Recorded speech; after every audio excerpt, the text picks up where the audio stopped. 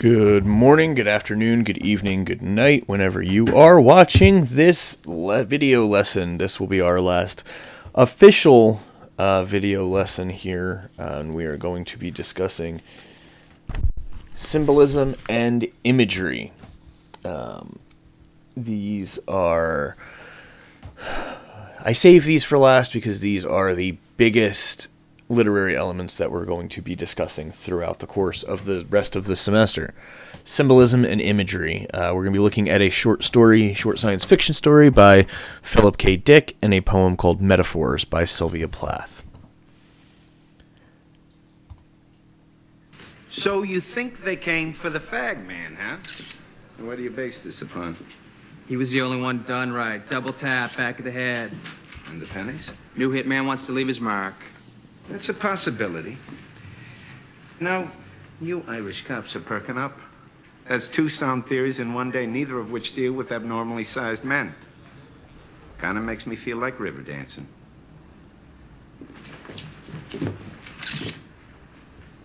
Another possibility is they were placed there with religious intent. Okay, some cultures still put pennies in the eyes of the dead, or silver. The Italians, the Greeks. Sicilians. So, what's the symbology there? Symbology? Now that Duffy has relinquished his king bonehead crown, I see we have an heir to the throne. I'm sure the word you were looking for was symbolism. What is the symbolism there? Let me explain it to you.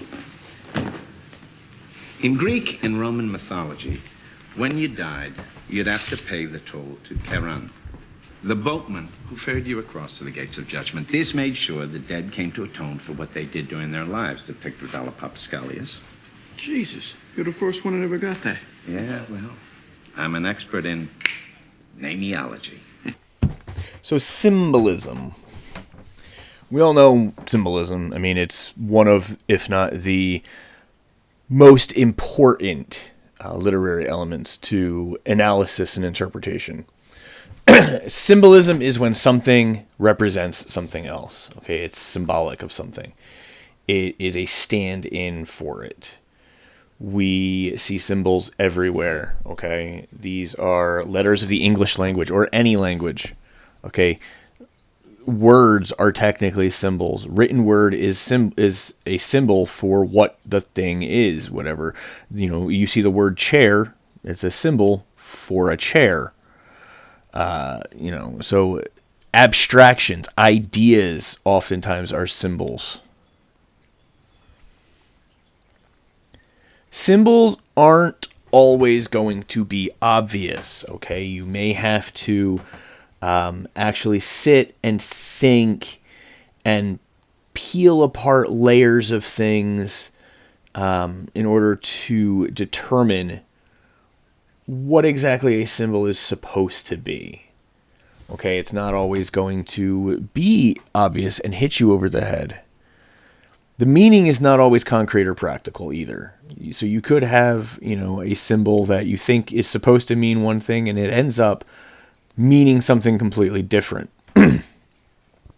This happens more often than you think because writers like to play with our expectations, okay? They like to play with our ideas. A symbol can be an abstraction or a cluster of abstractions. So it can be one idea or a bunch of ideas together. It compares or puts together two dissimilar things. So you could have a tree that actually ends up, by the end of your story, being symbolic of, the life cycle of a human. You wouldn't necessarily put a tree and the life, a human life together as being things that you could compare as comparable things, stand-ins for one another. But they could be, depending on how the author writes the story, depending upon how the author wants you to view them. Okay, if they want you to view them in that way, you're going to view them in that way. They carry richer, often more varied meanings than face value. Okay? And there are, again, multiple meanings and interpretations of what these symbols are, what they mean, what they stand for, and why they are there. Why are certain symbols used over certain others? Symbols are often extended figures of speech. We all know what figures of speech are, right? Like it's raining cats and dogs, or I'm so hungry I could eat a horse. You're not really going to eat a horse. It's a figure of speech. And symbols are extensions of those. One of the biggest uses of symbolism is this idea called Chekhov's gun. And drama enthusiasts and actors and theater majors have often heard of this more so than anybody else because this originated in the theater. Anton Chekhov was a Russian playwright, and he came up with this concept that every element in a story must be necessary. Okay, you're not going to put it in if it's not going to form a function. Anything that's not necessary should be removed. You shouldn't have it. It shouldn't be there. Elements should not appear to make false promises by never coming into play. And the idea behind this is, if you're going to have a gun on the wall in your play in Act 1, by the end of the play, that gun needs to have been used, or it doesn't need to be on the wall. You don't need to show that it's there. That's why it's called Chekhov's gun, because he used the gun as the example. Now, Ernest Hemingway is one of the most famous American writers of the 20th century. He mocked this interpretation given by English instructors to the idea of Chekhov's gun. He hated Chekhov's gun. If you've ever read Hemingway, you know that Hemingway loves those inconsequential details, those details that do not matter. The idea of MacGuffins and red herrings often fall into this category of like the opposite of Chekhov's guns. MacGuffin would be the opposite. MacGuffin would be an irrelevant detail that really means nothing. A good example of this would be the eggs in Red Notice. I'm bringing up Red Notice because it's a fairly newer movie and a lot of people have seen it or at least know what it's about. It's with Ryan Reynolds, Dwayne Johnson, and Gal Gadot. And the premise of the movie is that they're looking for these 3 eggs of Cleopatra. But really, those are inconsequential details because the story can carry on without them. You can replace those with anything, and the story still makes sense. They're not important. So Hemingway loved those inconsequential details, and he hated this idea of Chekhov's gun. He wrote a story called, or an essay called The Art of the Short Story, and he gives an examples of 2 characters that are introduced and never mentioned again in his story 50 Grand. Now, I read this. I took a course on symbolism in undergrad and college. And it was a literature course, and it was all about symbolism and breaking down the various symbols and what they mean and how certain symbols foreshadow certain events and how we can take, traditional symbols and kind of flip them on their heads and yada, yada, yada. So we read 50 Grand, and we spent an entire class, an entire day, talking about these 2 characters, what they mean, why they're there, why Hemingway, what are they symbolic of that Hemingway only had them appear for a short period and then disappear. And then it was only after our entire discussion did we realize that Hemingway purposely put them in there to not mean anything, to prove his point. And that point is that readers will inevitably seek symbolism and significance in anything. Okay, that readers, if somebody reading his story wants to... Well, hold on, there's a yellow jacket in my house. 1 hour later.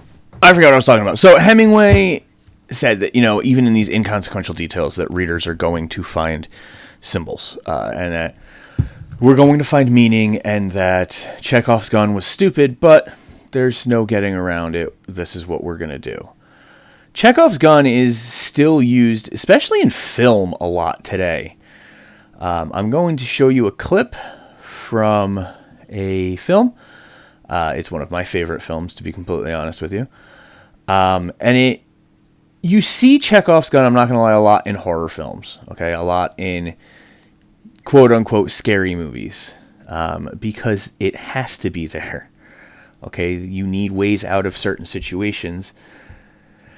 So filmmakers will... Sorry that I'm out of breath. I just chased a yellow jacket around my kitchen. So filmmakers will insert these various Chekhov's guns in place to help the main characters or the protagonists of the story, the survivor characters, if you will. And they put them in there specifically to, help them. So that's what this clip is from. This is from Friday the 13th, Part 2. And this is my example here of Chekhov's gun. So here you notice just randomly in the middle, this is the beginning of the scene. Just randomly in the middle of nowhere, Ginny, who is the final girl here, the blonde in the middle, is using a chainsaw to saw firewood for their outdoor fire pit.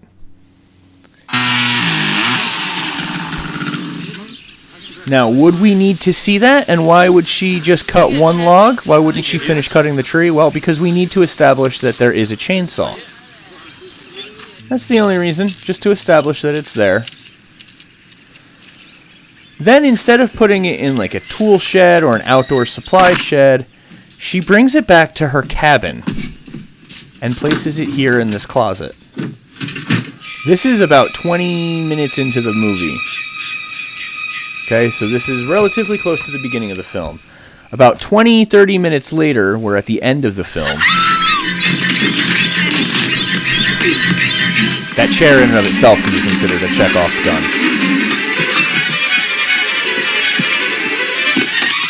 And now we have Chekhov's chainsaw.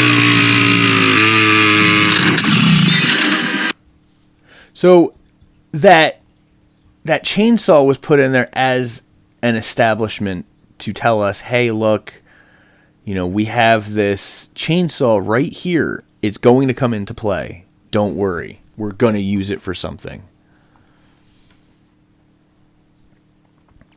We have archetypes. Now, when we talked about characters previously, we talked about character archetypes, which were universally accepted characters. The same can be said of symbols. Okay, we have symbolic archetypes. We have archetypal symbols, which are traditionally accepted universal symbols.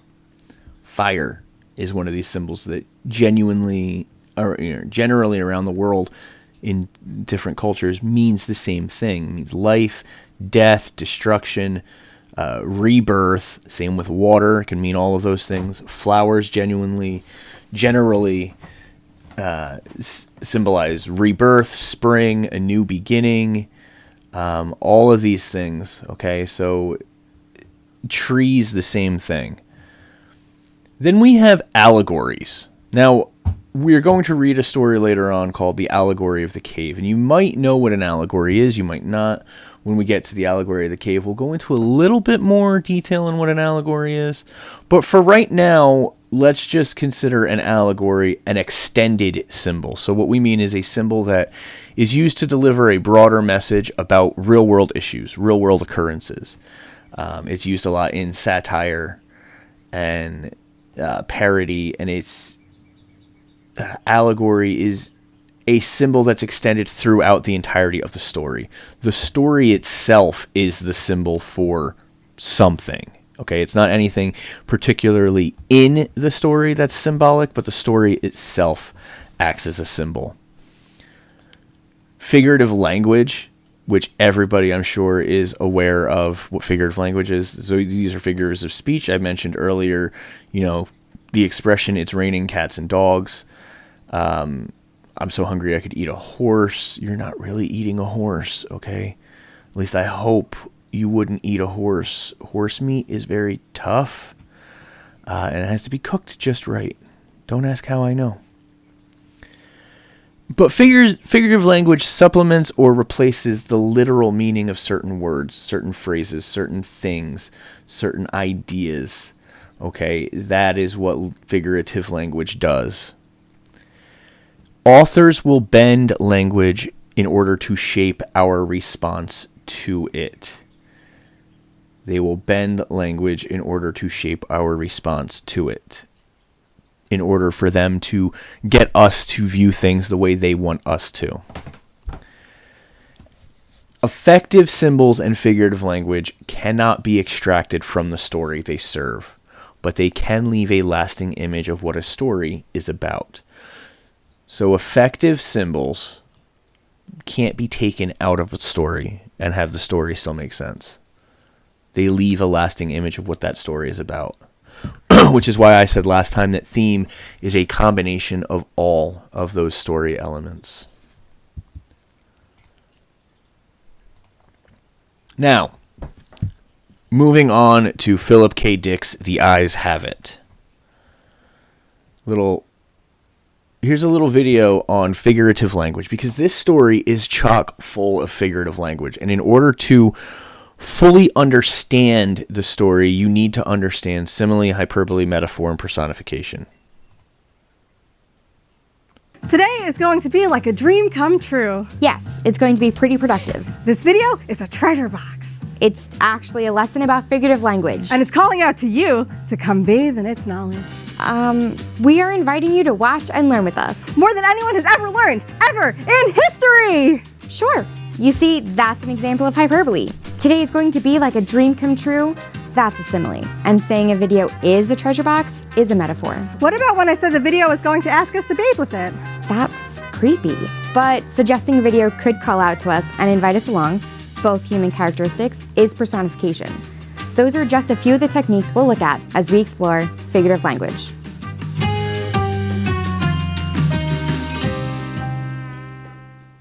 Figurative language refers to a set of literary techniques that enhance your writing by adding new meaning and context beyond just the basic literal facts. They are finely tuned instruments that make the hearts of your readers swell and your words sing sweet symphonies. They make your writing sound better. And way more fun, like way more.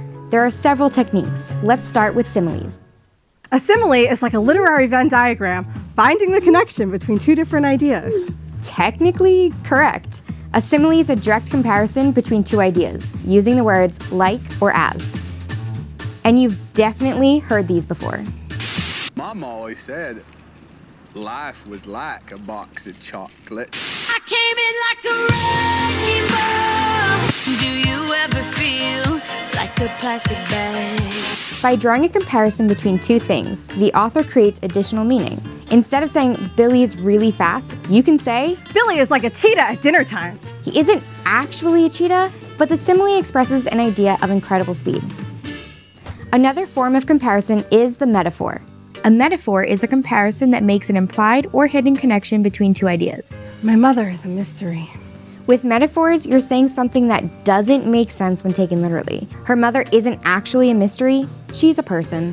But since we know that, we can understand the idea. She's saying her mother is confusing or hard to understand. My father was a celery stalk. See, that one doesn't work. Unless your father was actually no. Unless there's an implied or understandable connection, the reader won't know why you're comparing the two. Life is a highway. Love is an open door. Baby, you're a firework. Metaphors and similes are often discussed together because they have a lot in common. They are similar. I get it. They both make connections between two ideas. A simile is a direct comparison that emphasizes meaning, using the words like or as. A metaphor adds a symbolic meaning through an indirect connection. We're equating one idea to another idea without suggesting a literal connection. This video is really coming to life, you know? It's really finding its confidence. It's literally a video. It can't come to life or express an emotion like confidence. This is an example of personification, giving a non-human object human characteristics. The sea was angry that day, my friends. I walk a lonely road. The water is mischievous. I like how it misbehaves. I like this one. It really speaks to me. Personification. How many more of these are there? We've gone through 1 million of them. This is number 4, and that was a hyperbole, an exaggerated claim that emphasizes a point. In that case, 1 million wasn't meant to be an actual count of how many examples we've given. She was just expressing that she thinks we've done too many. I've got 100 million reasons to walk away. He's so fluffy, I'm gonna die. As you can imagine, hyperbole is used very often. It is literally everywhere. Hyperbole. And that's a look at our first 4 examples of figurative language. The first 4? There's more? This is the greatest day of my life. I'm as happy as a clam. My heart sings. I am a cloud. That's all 4. We'll see you next time for even more. Boom! Onomatopoeia. What's that? A great one for next time. The air is electric with anticipation. Our 2 heroes stand poised, statues in the arena. Yes, we're back to look at more figurative language. Your mind is going to be like kaboom! You will certainly learn some new things. And you picked a particularly perfect pair to plow through plenty of pleasing pics. Yes, I'm excited to be here too. See, those were examples of alliteration, onomatopoeia, and imagery. We're also going to be discussing irony. Irony. I don't know that one. Well, that's... What? We'll get to it.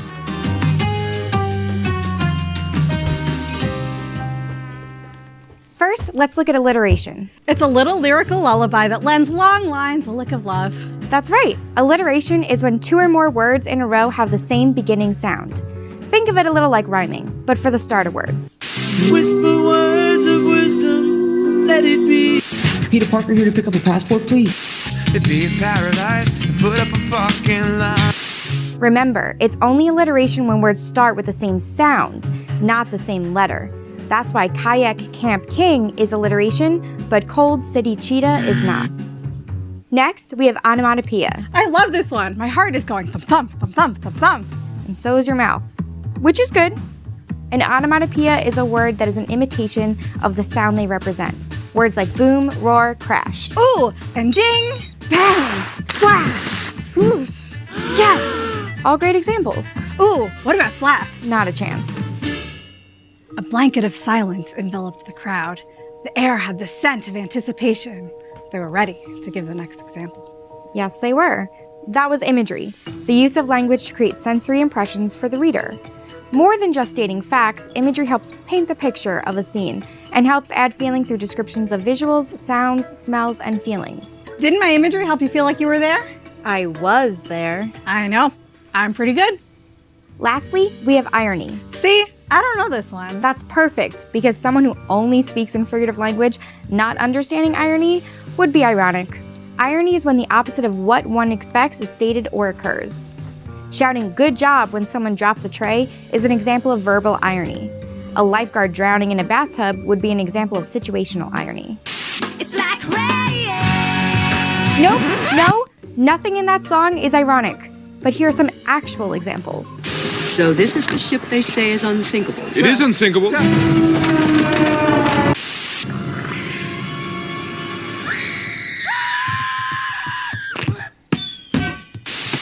Oh, I get it now. Great. It's like 10,000 spoons when all you need is a knife. It is not like that. That's all for this time. So remember, you rowdy researchers, if you want your writing to pop, open your minds to explore the vast opportunities that hang like stars in your imagination. You left out irony. I know. Unexpectedly ironic, eh? That's a stretch. So Philip K. Dick is the author of this story, The Eyes Have It, and many other short science fiction stories. Blade Runner, Minority Report, Total Recall, just among some of them. Those are some of the more famous ones. Those have been turned into film and television shows, and they're among the ones that people tend to recognize. Now, none of those, well, Minority Report, but the other two did not get published under those titles, but those are what the stories are based off of. Philip K. Dick's stories, those films. So Philip K. Dick is an American science fiction writer. He's primarily science fiction. He has written one or two, maybe other genres, but for the most part, he is science fiction. He's one of those authors that sticks to what he knows. He was married 5 times, and part of this is because he was a very abusive husband. He was an alcoholic and a drug addict, not making excuses, simply stating facts. And he was such a, when I say he was a drug addict, I mean he did, if it could be snorted, smoked, or somehow ingested, he was doing it. He did his share, your share, the lion's share, the mayor's share, the senator's share. He did everything. And everybody's, anything that, like I said, anything that could be ingested, smoked, or injected went into Philip K. Dick. He did not care. So he did he did them all in the 70s, and it kind of led to this increase of paranoia. He always thought that people were out to get him, and that kind of translates into his work a little bit, his writing, in that he, a lot of his stories deal with this idea of paranoia and unfounded paranoia, I want to say.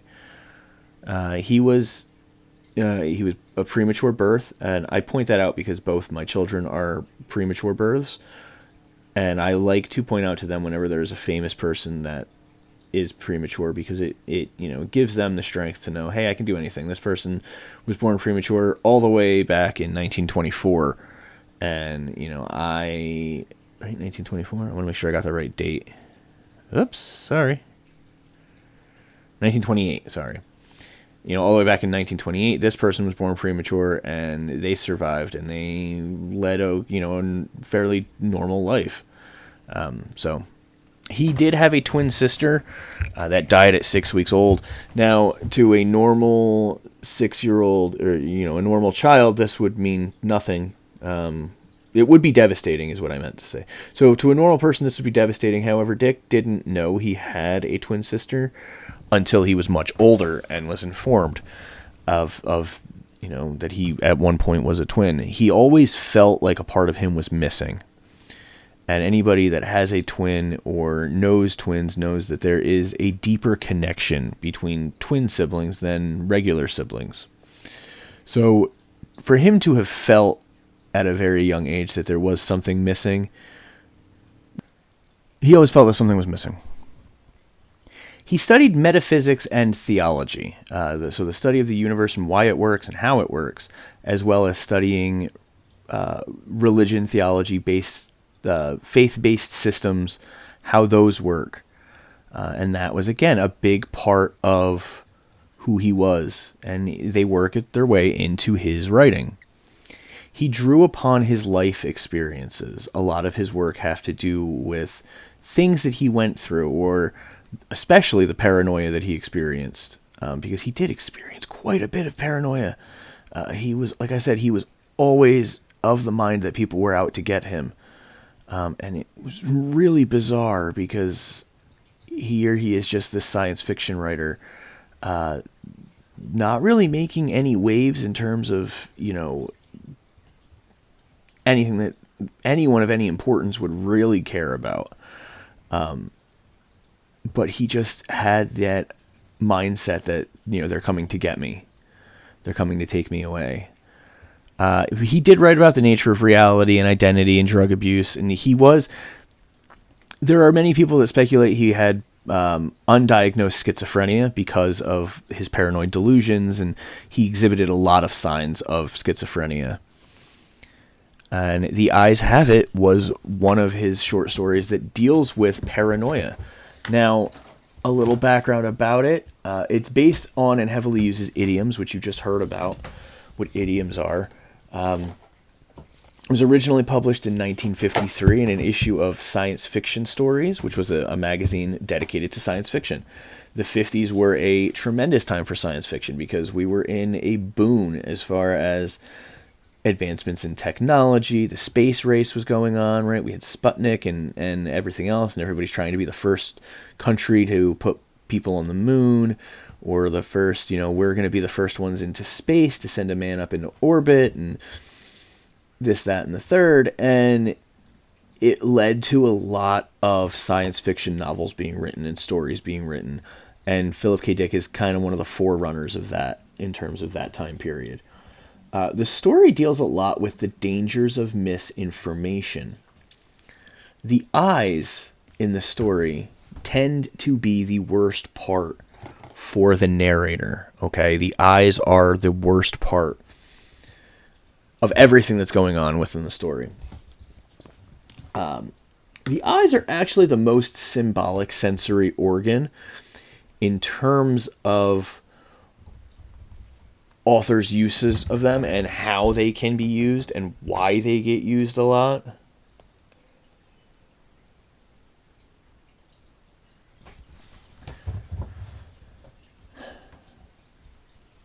They can symbolize clairvoyance, which is being able to see, beyond what's in front of you. So being able to see into the future, ESP. Omniscience, which is being able to see everything. The eyes, as we've heard them often referred to, are the gateways to the soul. Eyes are a symbol of our intelligence. Think of the stereotypical quote-unquote nerdy character in a lot of movies and TV shows wears glasses, because that symbolizes, hey, look, they're smart, they're wearing glasses. Now, 10 times out of 10 people wear glasses because they can't see. They need help correcting their vision. But it has always traditionally been they wear glasses because they're smart. Light, right? That's how we see things. It's light reflected off the lenses in our eyes. Vigilance. Eyes are a symbol of vigilance. The moral conscience, truth, can be seen in the eyes. And judgment, justice, and authority, right? They say justice is blind. Why is justice blind? Because it has to be. Because it has to be unbiased. It has to see both sides. In order to do that, it can't see anything put in front of it. Eyes, again, are the most symbolic, and one of the things that ties them is the color of the eyes. Different colors of the eyes carry different meanings, traditionally. So if you have blue eyes, or your character has blue eyes, that can symbolize a sign of being in love, innocence, perfection, beauty, and often coldness. Okay, so somebody with blue eyes can be said to be cold-hearted, but they can also be perfect, okay, and beautiful. Think of poetry and music and love stories, right? The perfect person is always described as having blonde hair and blue eyes. Why? Well, because blue eyes are a sign of perfection and innocence. Green eyes are a symbol of jealousy. Thank you, Shakespeare, right? The green-eyed monster of jealousy. People with green eyes tend to be a lot more distrusting. It tends to take them a long time to trust new people. And they're seen as a rare breed because green eyes are rare to have. Now, if you have red eyes, you're high. Now, if you have red eyes, that symbolizes evil, heat. It symbolizes that you've been crying or that you're angry, or like I said, that your character is high, that they've been imbibing in the devil's lettuce. This GIF up here is moving. This image is moving. It is Count Dracula. So it's Count Dracula trying to put a trance on somebody. You can see the eyes are red, not because he's, blitzed, but because he's evil. Okay. Yellow eyes. Now, people normally don't have yellow eyes, but in literature, of course, they do, or they can. Yellow eyes are symbolic of oftentimes demonic possession, or some kind of an illness. Okay, they could have yellow eyes, yellow skin. That means that they're sick. And brown eyes, of course, are pretty self-explanatory. That's a joke. Okay, please don't be offended by that. That's all that I have as far as this lesson goes. As far as symbolism and imagery.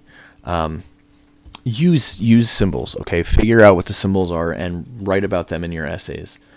In a little bit, you're going to hear Sylvia Plath's metaphors. I don't want to ruin it for you if you haven't read it already and if you haven't looked at the essay prompt for it. So I am just going to play it. But before we get to that, I do want to kind of explain the rest of the semester. This will be the final video lesson that I will be posting. I may throw in a couple videos here and there, but for the most part, the rest of this you're on your own. You can go back and refer to these videos or your notes for anything that you might need. Module 2 is all about the loss of innocence. That's the loss of innocence through trauma, through death, through sex, and through others. So others taking your innocence away. You have several quizzes and essays due within that time period.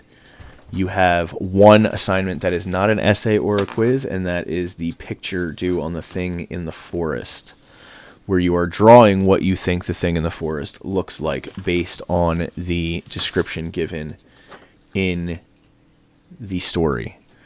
Module 3 is the outsider. So you have outsider from yourself, from community, from family, and from friends. Again, you have one assignment in there that is not an essay or a quiz, but I did not explain exactly in the first video, the syllabus video, what exactly I wanted you to do with that. So I'm going to explain it here, and I'll post up a separate video explaining it in a little bit more detail in case you didn't make it this far into this video. For this, you are going to write a response poem to Emily Dickinson, or the speaker of the Emily Dickinson poem, I Am Nobody, which starts off, I am nobody, who are you? I want you to answer that question, who are you? But answer in a poem structured exactly the same as I Am Nobody, the same amount of lines, the same line structure, the same rhyme scheme. Write it so it's a response to Emily Dickinson, okay? And that will be worth 50 points. I believe. Hold on. That will be worth 30 points. Sorry. Don't forget that your final research paper is due June 27th. Your midterm essay is due June 13th. I will be available to discuss any of those at any time. Just email me and we'll set up an appointment. And we can meet via Canvas conference, so we can meet online. Any video or audio conference, whatever you're more comfortable with. Don't forget your weekly discussion boards. That's how I grade your participation in this course. How I will be doing the gradings is I will look at the assignments at the end of every week, and I will grade accordingly based on what is there. Please do this course in your own time. Take your time with it when you have free time. Like I said, the only due dates that I am hard on for the due dates are the midterm and the final. Those have to be in on the 13th and the 27th, respectively. I know there's only 2 weeks, but you can start working on the research paper now. The midterm is not going to take you that long to do, but the research paper might take you a little bit longer. I hope you enjoy this class. I hope you enjoy these readings, and I hope that during the weekly discussion boards we get into some good topics. I'm looking forward to, now obviously I'm recording this before class starts, so I'm looking forward to reading all of your essays. At this point I should have maybe read 4 or 5 of them, so they're good. Again, if you have any questions, email me arinaldo@sussex.edu, and remember to always be good people. By Sylvia Plath. I'm a riddle in 9 syllables. An elephant. A ponderous house. A melon strolling on 2 tendrils. Oh, red fruit. Ivory. Fine timbers. This loaf's big with its yeasty rising. Money's new minted in this fat purse. I'm a means. A stage. A cow and calf. I've eaten a bag of green apples. Boarded the train, there's no getting off.